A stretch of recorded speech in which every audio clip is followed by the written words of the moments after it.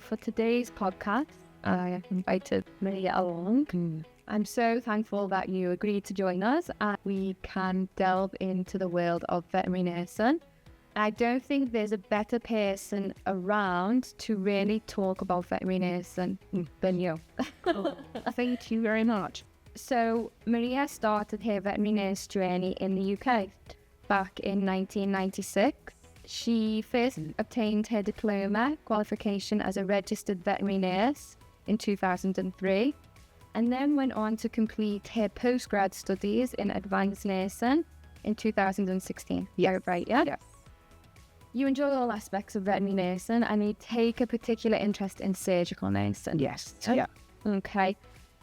Your professional career progression is really inspiring. So you started at the beginning as a care assistant, then you progressed into your student nursing. Actually, before even becoming a care assistant, I was a kennel hand. Okay. So I did work experience and working weekends, just cleaning out dog boarding kennels and walking dogs and feeding dogs. And yeah, so that's kind of where it all started. My mum was like, you need to get a job. So you need to have your own pocket money. So I started off as a kennel hand, and then progressed on from there, really. Yeah. And then even further, so from student nurse, you qualified, Yes. registered veterinary nurse, Yes. and then even took that step further to lead nurse. So Yes. not only in the UK, you ventured out with your husband to Oman. Yes. And Not through choice. no, I was following his job, as we all do. Yeah, not through choice. Yeah. so you ended up in Oman. Yeah. And then from Oman, we're now in UAE, but in a bit of a different role. You're now clinical manager. I am now a clinical manager. It's amazing. And I know you on a personal level, a professional level. I'm honoured to call you a friend, a colleague. So it's nice to be here and looking at veterinary nursing together. Yeah. But aside from work, you are a mum, Yes. you are a wife, Yes. you have interesting hobbies. Yes. Dance, yoga, love spending time with Doug the dog. Yes. Mom, Now I do. That was a relationship in the works. That was, yeah. Marvin and Penny the cat. Yes. Yeah. And then not only that, when you have that extra bit of free time, you are with your son and you're at the rugby supporting the guys at the Yes. So yeah, it kind of overlaps what I already do in terms of nursing as well. I took on the role as the medic coordinator for the Dubai Sharks Rugby Club. So yeah, it still incorporates aspects of my job because it's got the medical background, but it's something a little bit different. I know what it entails to be a registered veterinary nurse. Yeah. A lot of us do know, Yeah. but more of us don't know. So what is it being a registered veterinary nurse and being a qualified veterinary nurse? So for me, definitely being a registered qualified veterinary nurse, it's not just a qualification. It's almost like a lifestyle. It's almost like a vocation in life. It's being completely dedicated to your job role, to developing your job role, to patient care, to client care. It's hard work. It's demanding. It's stressful. It's thoroughly enjoyable in my opinion. Like it's just a job like no other. Every single day is different. You can never say that the 2 days are the same for sure because you never know what's going to walk through the door. It's about working in a team. It's about having trust in your team. And it's about love and compassion and empathy for the animals that you deal with and your colleagues and the owners and everything as a whole really. It's I would say it's a passion. It's definitely a passion. You don't get into the job for the money.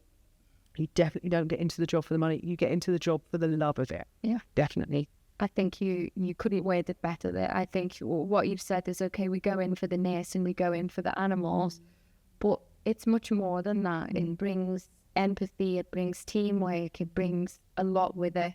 And that's a strong part of being a veterinary nurse. Mm-hmm. Aside from the, like, being in clinical work, what about actually maintaining your registered veterinary nurse status? Like, what does that involve? So, yeah, to be able to stay on the register, you have to complete a certain amount of hours over the course of the year in CPD, so continued professional development, which is always a good idea in these kind of industries, because it changes all the time. Medicine changes all the time. Human medicine changes all the time. So you need to stay up to date with what you're doing with the latest clinical techniques, with just making sure that you can provide the best standard of care that you possibly can with the means that you have.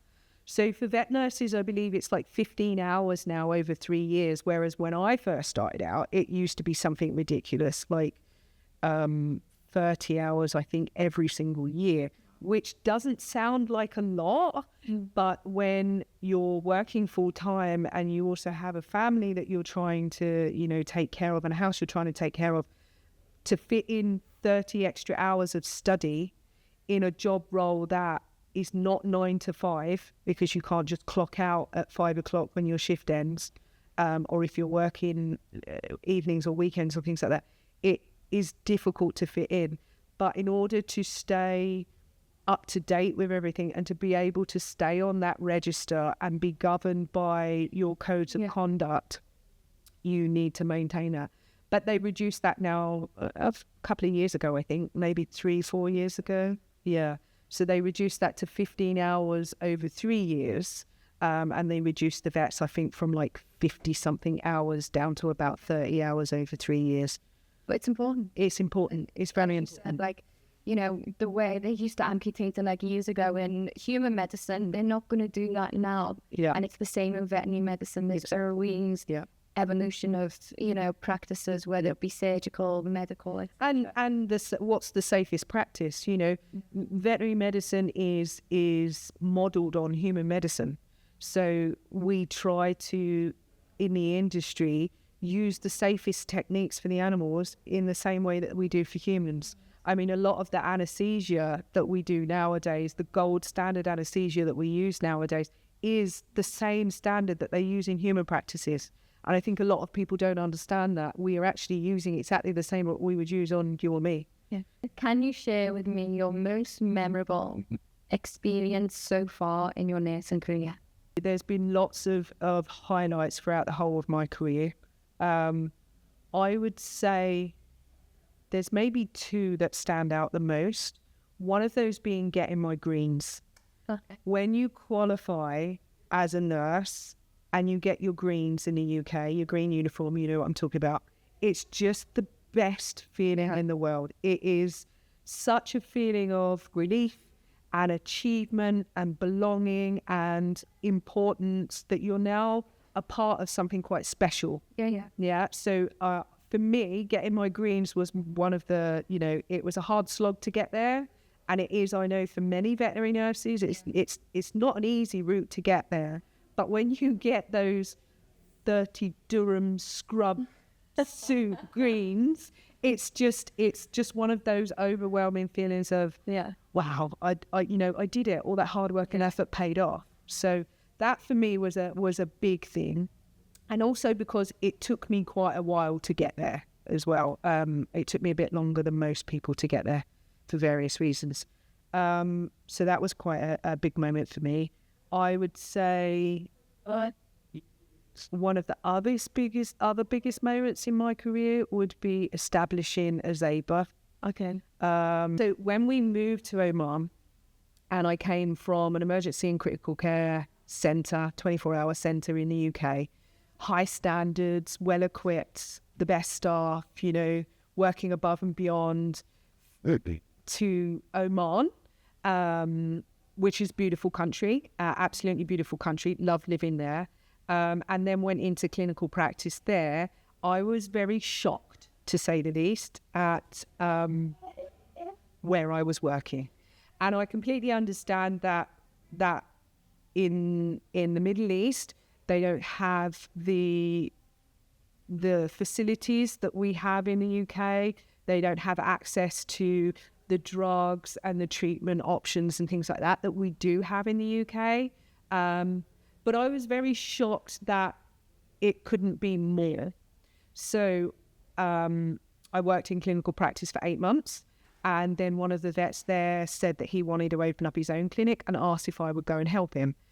So I basically said, so long as you give me free rein to make it as best as it can possibly be, I'm there. And he said, yeah, no problem.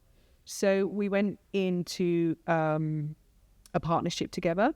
We were literally building this clinic from the ground up, screwing in cupboards and sinks and, from the ground up.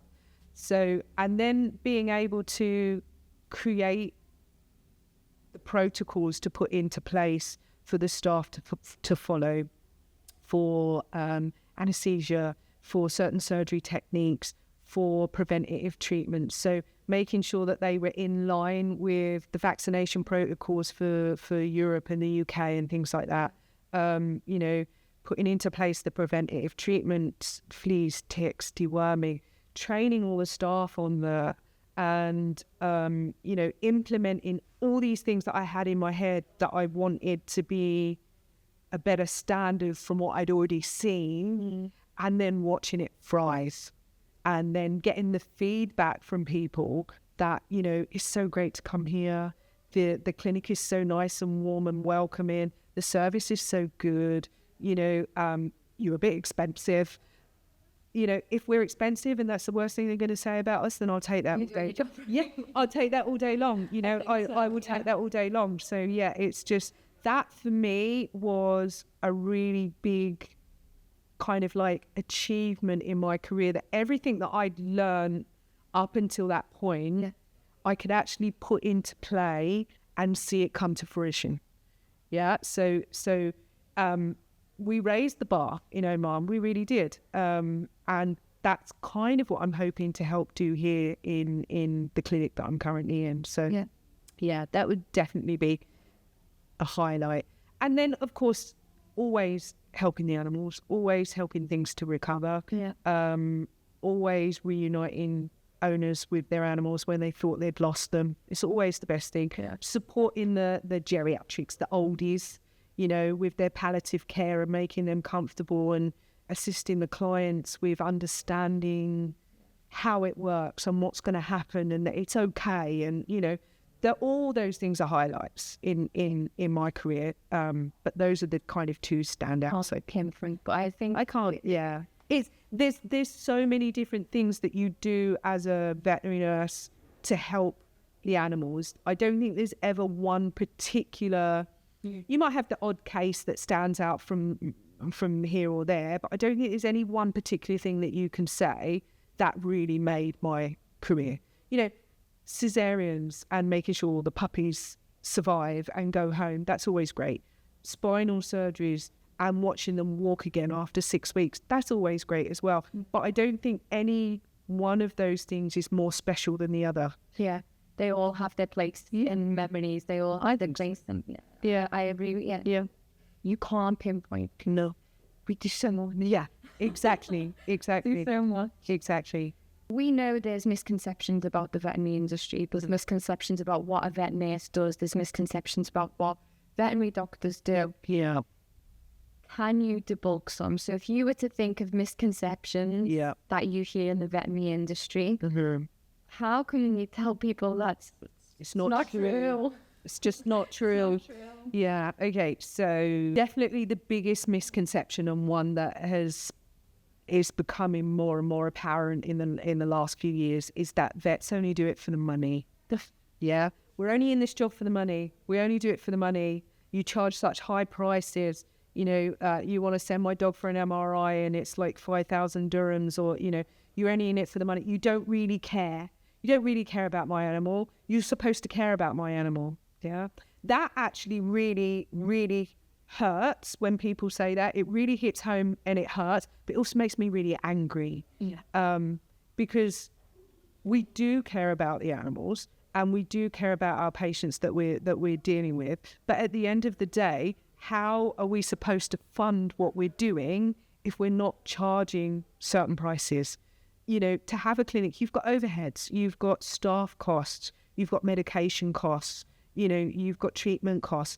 Here in the Middle East, you have import duties and taxes that you have to pay, you know, all those sorts of things that you might not get elsewhere. And all of that has to be paid. So if you're not charging a certain amount for services or treatments, then you're not going to have the facilities to be able to provide like a decent standard of care, you know. So I think as well that the time for veterinary nurses, the time for veterinary doctors, you know, years are spent in learning the knowledge, in studying. It's not just, you know, going on Google and saying, right, I know what you do. It's studying. It's time and it's expertise. And that's one of my other frustrations as well. And I notice it a lot here in terms of people jumping on social media and asking, my vet has said my dog needs this. What do you think? And then you get comment after comment after, my dog had that and they were totally wrong. You know, just from random people. And I understand that people want to have different viewpoints or different opinions and things like that. But your vet has given you that information or given you that treatment plan for a reason. Yeah, like you say, they've spent years studying. They're diploma holders. They're specialist certificate holders. They're in debt up to their eyeballs to be able to provide you with a service that you need for your animal, and you then maybe don't trust them or don't believe in what they're saying. And like you say, we'll jump on Dr. Google or jump on one of the local social media sites and ask opinions, and you know, and if that advice or that opinion is not what you want, then kind of don't go to the vet. You know, don't go there and ask them. You wouldn't go to your doctor and ask your doctor for a medical opinion and then go and ask your neighbour and say, you know, my doctor said that I need to have this done. What do you think? No, just, you know, drink some cranberry juice, you'll be all right. Yeah, it's that kind of thing, and that really frustrates me. That's one of that really, really frustrates me. Yeah, I think you hit two nails on the head there: pricing, expertise. Yeah, exactly. You know, like understand. You know, okay, maybe you're not happy with the service. You're within your right to go somewhere else with the service. Exactly. That's okay. Yeah, just be aware. Yeah, you know? Yeah, absolutely. That brings us to the next one. So we both know the veterinary profession is physically and emotionally demanding. Yes. You know, it's not just about stroking the cats and dogs. No. Like a lot of people think, yeah. Oh, you're so lucky you get to cuddle cats and dogs all day. Mm-hmm. Why do you think it's important to recognise the physical and emotional demands of the industry? Mm-hmm. And how can employers positively influence their employees in this sense? Yeah. It's super important to recognise that, because compassion fatigue is probably one of the biggest reasons for the high suicidal rate amongst the veterinary industry. And when I say veterinary industry, not just veterinary surgeons, but veterinary nurses, veterinary receptionists, you know, it's the industry as a whole. I think we're like the third or fourth highest suicide rate. Yeah, very high up, behind dentists though, to be fair. But yeah, very high up. So I think it's super important to understand that, you know, clinics, managers, owners have to be aware that putting too much emphasis on overworking their staff, not providing a good quality of work-life balance, not giving them enough rest time and downtime, not giving them enough support in difficult times as well, takes a massive toll on your mental well-being. The job itself takes a huge toll on your physical well-being because of the long hours, you know, the lifting of the 50 kg dogs. You know, I kind of myself now have back and knee problems, you know, and although all of the health and safety is there and put into place, when it comes down to it, if you've got an emergency and you've got a 25 kg dog that's collapsed, you're not waiting for somebody else. You're picking that animal up and you're running with it. Yeah, you're not waiting for help and assistance. I don't know where you get this. Yes, I don't know where you get the strength, but you do. You pick it up and you're running with that animal. Yeah, you're not waiting for somebody else to come and help you. So, while all those things are in place, you do what comes natural to you in that instance. And yeah, long hours, the pressure of dealing with lives and dealing with owners of those lives can really, really get to you. Mentally, it can really, really, and emotionally, it can really get to you. Some vets and nurses, and I've seen this, experience, emotional abuse from clients, verbal abuse from clients, some even physical abuse, because of various different reasons, But again, it's not something that we should be accepting of, and it's not something that really should be happening to anybody, So at the end of the day, we're there to help, we're not there to do anything else. Yeah, exactly. We're there to help. We're there to help, and yeah, I don't know. It just doesn't come across like that, I think, to certain people. I think it just comes across in going back to the previous question, in we just want the money, and it's generally not the case. So to support staff more, yeah, definitely better work-life balance.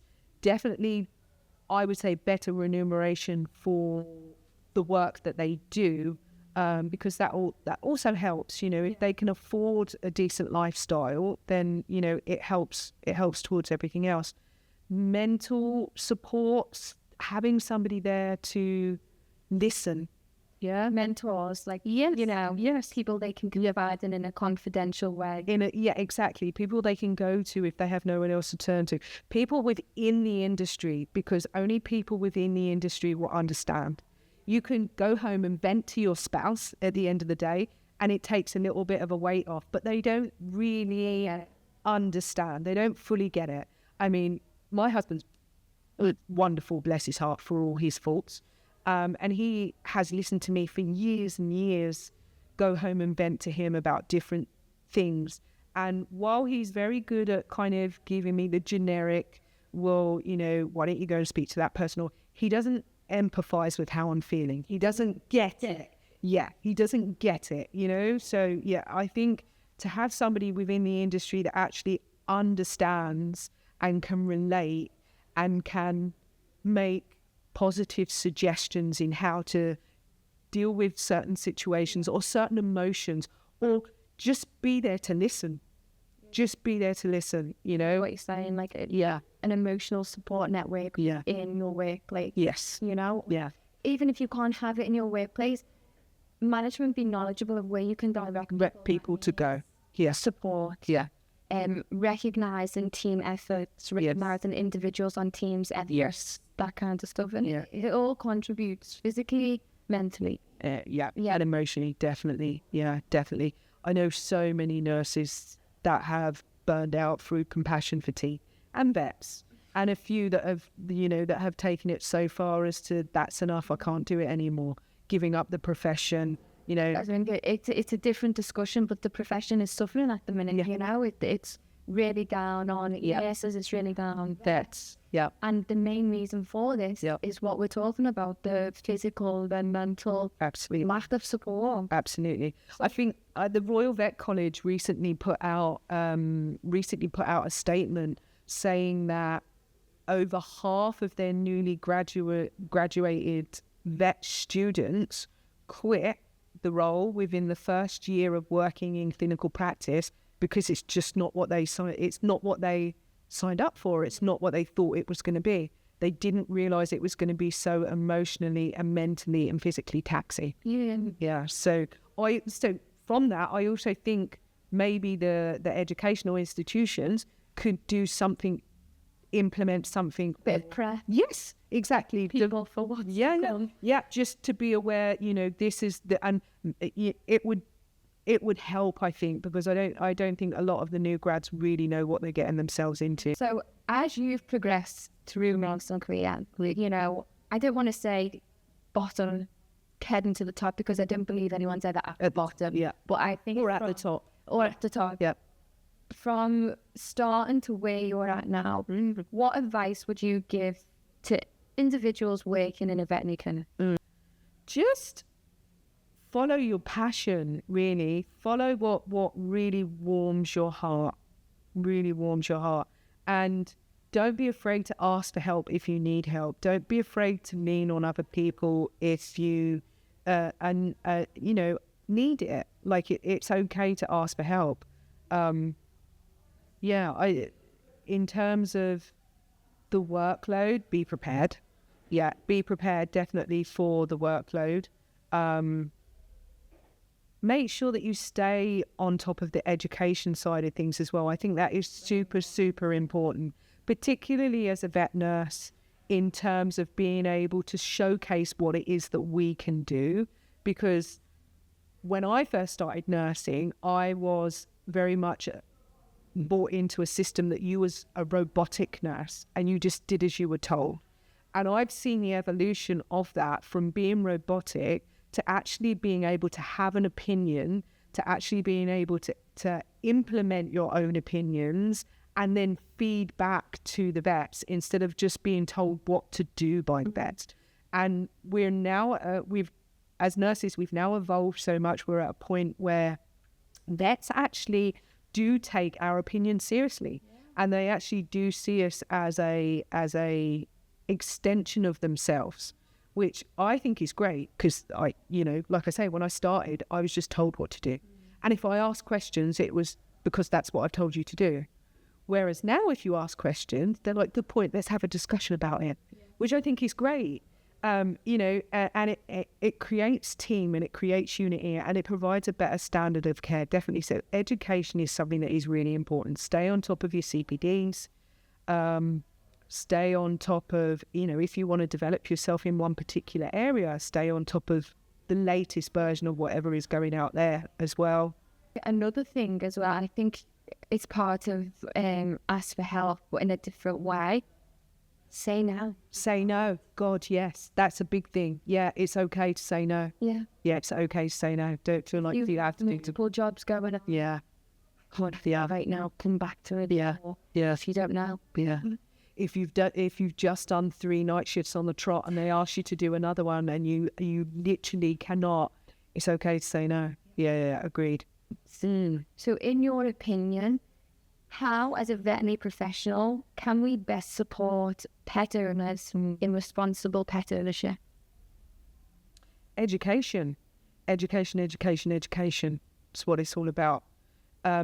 Being there to support them and to educate them at every step in their pets' life stages.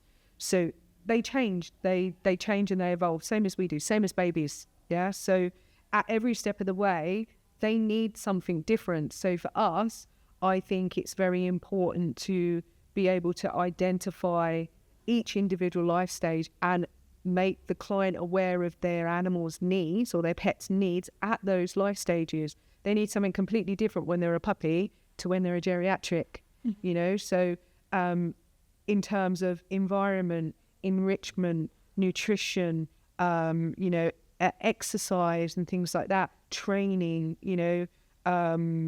also to maybe educate the clients prior to them deciding on the type of animal that they do want to get. Does it fit into your lifestyle? Because nowadays, people's lifestyles are really, really busy, and they see like a border collie, for instance, and this is just for instance, a border collie, they've seen it on TV and it's doing amazing tricks and it's doing amazing things, and oh my God, I want one of those to fit in, it's going to be great in my family.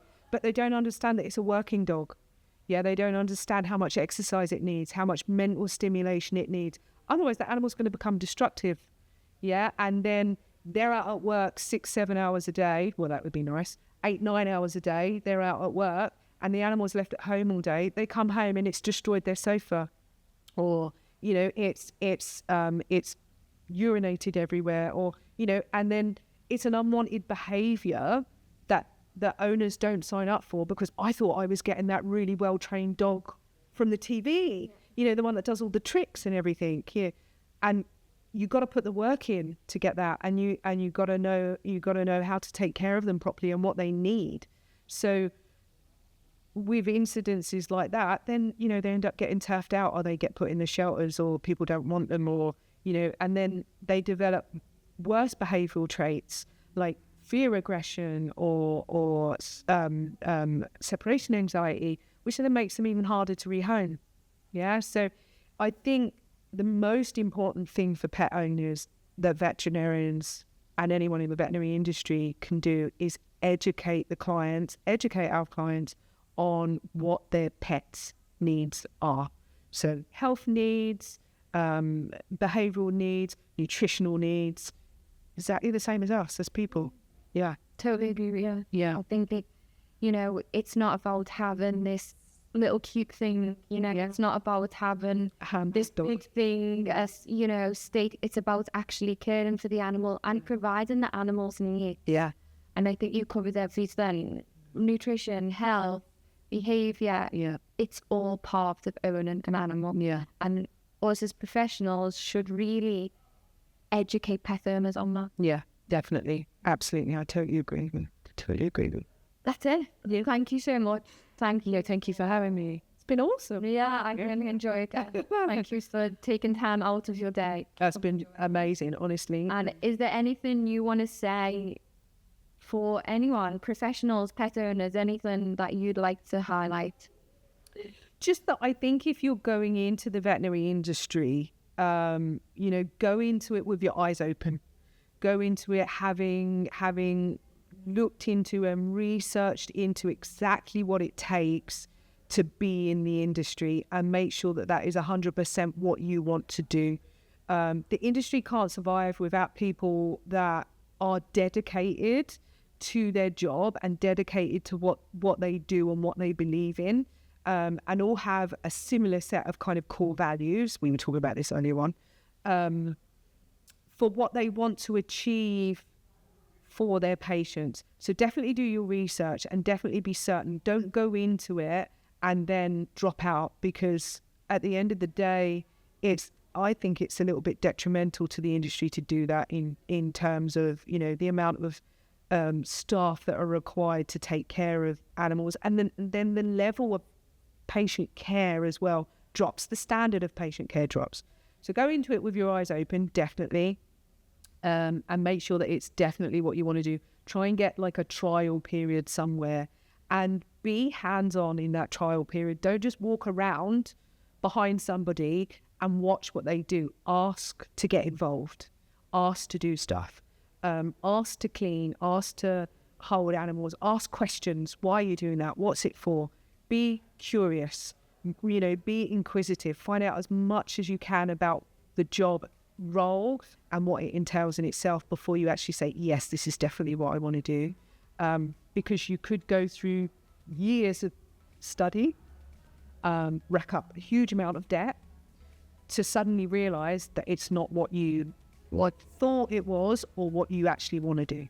I don't think I would get the same buzz out of doing anything else that I get out of being a vet nurse. Even now, being a clinical manager, I like my role, I do, but I miss the clinical aspect of it. And any opportunity I get, I'm down there sticking my nose in. I was going to say, I'm sure this lady will be there like, yeah. Everything all right? What's going on? Yeah, absolutely. I'm down there sticking my nose into what's going on, whether they want me there or not, and but also opening up discussions about things, and trying to make sure that my nurses that I have at the moment feel that they're able to do that with the vets as well. And it's not that we're challenging them on what their diagnoses are or what their plans are. It's just we're opening it up for a topic of discussion. Yeah.